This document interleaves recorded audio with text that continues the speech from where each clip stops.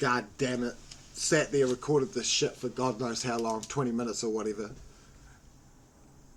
Then realised that the fucking shit wasn't recording.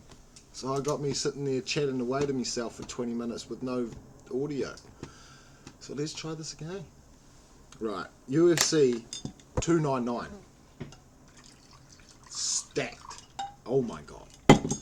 We're pretty sport choice over the next few months as MMA and combat sports fans. 299 is off the chain. Then you've got 300, which is also ridiculous.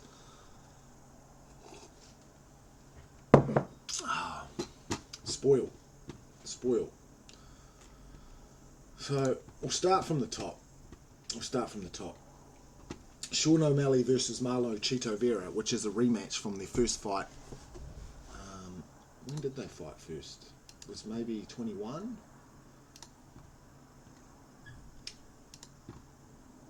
No, was it before that?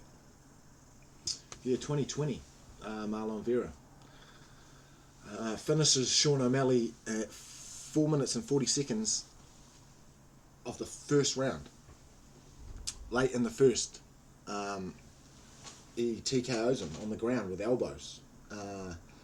Now O'Malley's said ever since that wasn't a loss, which, excuse the pun, I guess he kind of does have a leg to stand on, because he didn't have a leg to stand on in the fight after Marlon chewed his front leg up, or chewed his leg up, and kind of obviously got him in that perennial nerve that kind of runs across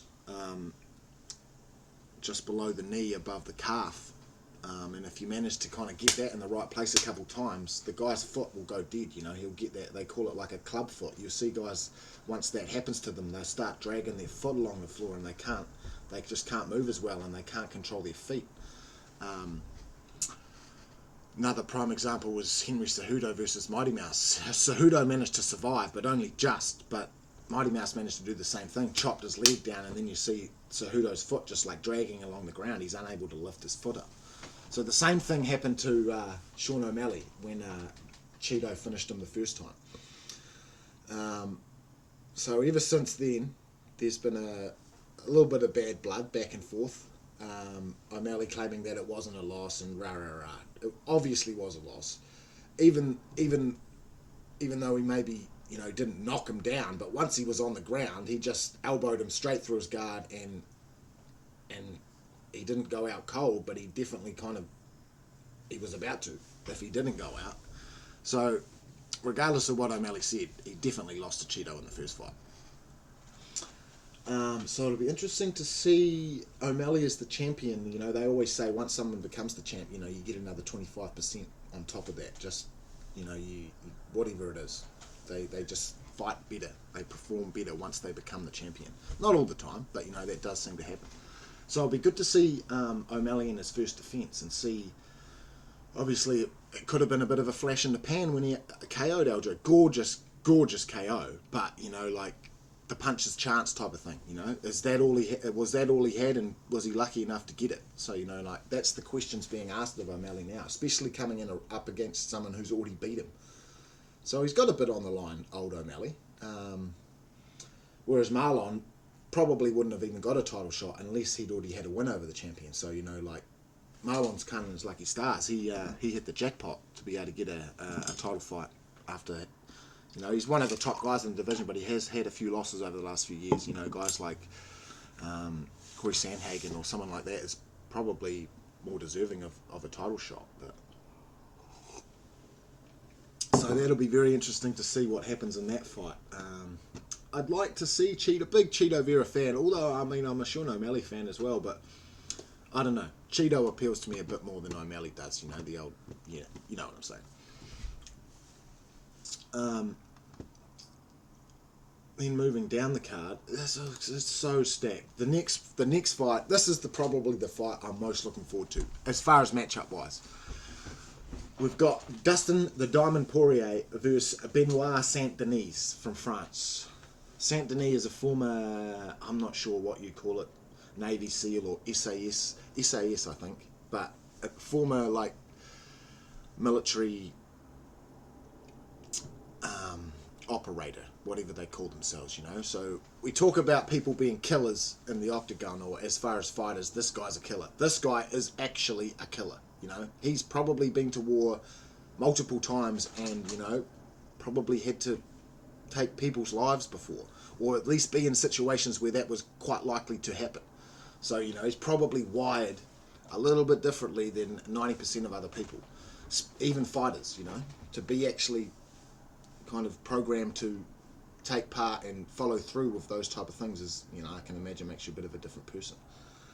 Against Dustin Poirier, who has always been, you know, there was a time before he unfortunately got choked out by Oliveira, when Oliveira was on his tear, there was a time when that lightweight belt was vacant that everybody was referring to Dustin Poirier as the uncrowned champion.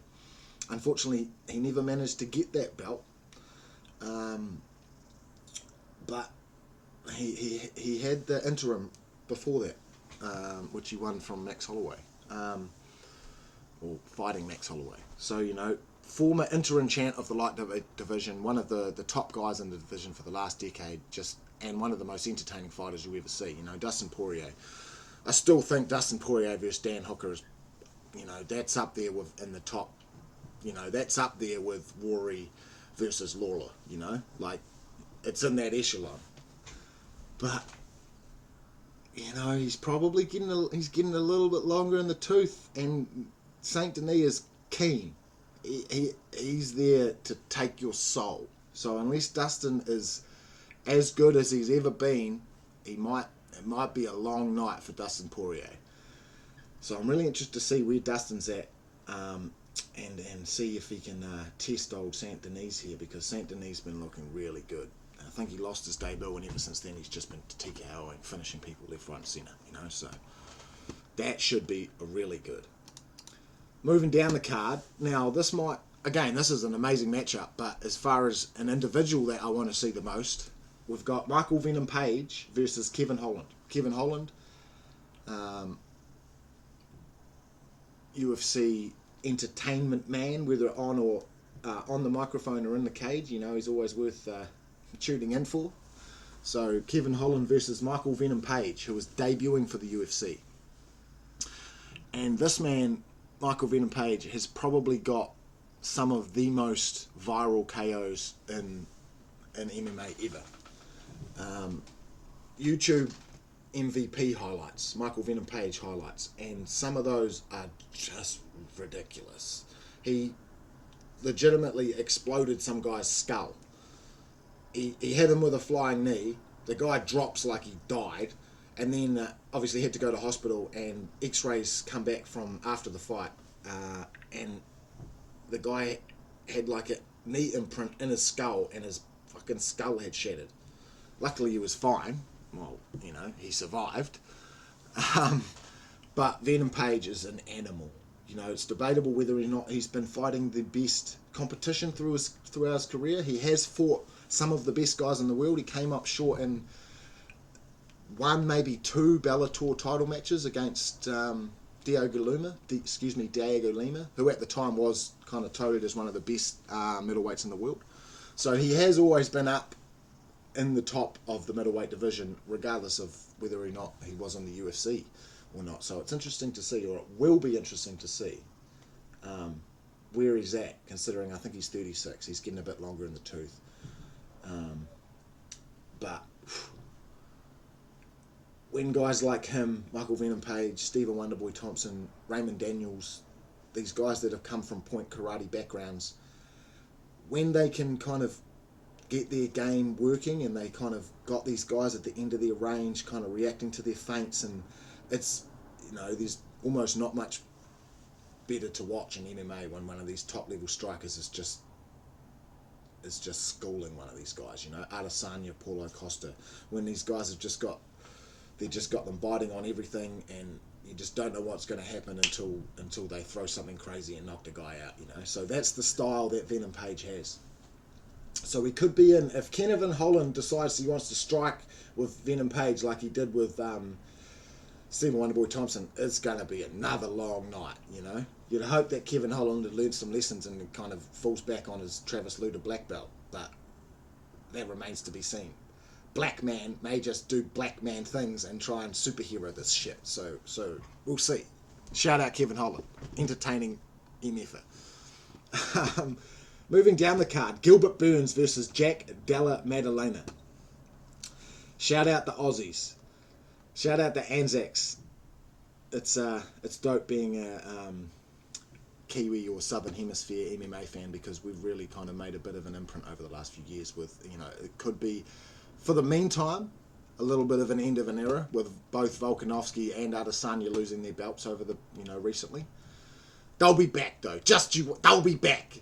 But yeah, it's been great being an MMA fan from New Zealand, because and in this part of the world, because the Anzacs have just been killing shit over the last few years. And Jack Della Maddalena is one of those guys, coming off, arguably not his best performances of late, but previous to that he was firing on all cylinders.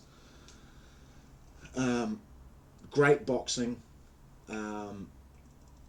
but it's interesting, Craig Jones, jiu-jitsu and grappling / nose beers superstar, recently on one of his podcasts, or on a podcast, talking about MMA fighters that had really kind of good grappling or good jits, and he happened to mention Jack Della Maddalena. They train together in Aussie, or have done at least. So that's interesting, knowing that he's got such sharp boxing, and then having Craig Jones mention that he kind of rates his jits game. That'll be interesting, because Gilbert Burns, banger, got heavy hands. He's developed like his boxing game's come along, his striking's come along ever since he's been in the UFC. But previous to fighting in MMA, Gilbert Burns was a former jiu-jitsu gi, at least no gi. I wouldn't be surprised if in the gi as well, world champion. So top level jiu-jitsu guy. As far as jiu-jitsu players in the UFC, he's probably, you got the Mackenzie Dern, you had like the Damian Myers, and the Gilbert Burnses, these top level BJJ guys. So I can imagine Jack would have it on the feet, and Gilbert would have it in the grappling, or in the submission grappling area. So it'll be interesting to see those two go back and forth and see where the fight ends up, because they're kind of both got abilities to kind of play each other's games. So yeah, should be good. This card is so stacked. The first fight on the main card, opening up the main card, we've got former bantamweight champ Peter Yan versus perennial bantamweight contender Song Yadong. That is a really good fight. Peter Yan, former champ. At the time he was the champ, everybody was kind of saying, this is the bantamweight Fedor Emelianenko. This guy is going to be the champion for the foreseeable future. No one's going to beat him, rah, rah, rah. And that's what he did look like, until he managed to have a brain explosion against Aljamain Sterling and get his belt stripped for throwing an illegal knee, then loses to Sterling in the rematch, and he's kind of been on a bit of a downward spiral ever since. He's had wins since then, but he's had losses as well, and he's kind of lost that shine that he had as the champ a few years back, when everyone was touting him as the bantamweight to beat, and he's been beaten a few times since. Whereas Song Yadong has been hanging around the top of this division for a long time now, but just never managed to get that win to kind of get him in to the title picture. He's always been around, nipping at the heels, being kind of Uriah Faber alpha male kind of prodigy for years. I think he was one of the youngest UFC fighters ever signed. So he is very good, and if you're to beat Peter Yan, it's a title shot after that. Obviously the have to play your cards right, because the bantamweight division's stacked at the top. You got the Sandhagens and the not Usman Nurmagomedov, what's his name? Fought the other weekend. One of the Nurmagomedovs anyway. He's a killer. So that bantamweight division's stacked, but I'd like to see if Song Yadong was to beat Peter Yan, he's definitely putting his foot forward for a title shot. So that closes the main card, and that is a main card to write home about. That shit is lit. And even the prelims, you go, You got Curtis Blades, Jolton Almeida on the prelims. You got Mateusz Gamrot versus Rafael dos Santos on the prelims. Pedro Munoz, the young Punisher. Even back down, you've got Michel Pereira versus Michael Olasejczyk on the early prelims. Ion Cutelaba. You know, it's a bit hit and miss with Cutelaba, but it's always there is chance of entertainment. So even down to the early prelims, UFC 299 is stacked. Tune in from the start. Well, maybe not the very start. Somewhere early on anyway, because it's going to be a good one. Yes, take 2. Hopefully that shit recorded. Have a good day, y'all. Enjoy the UFC.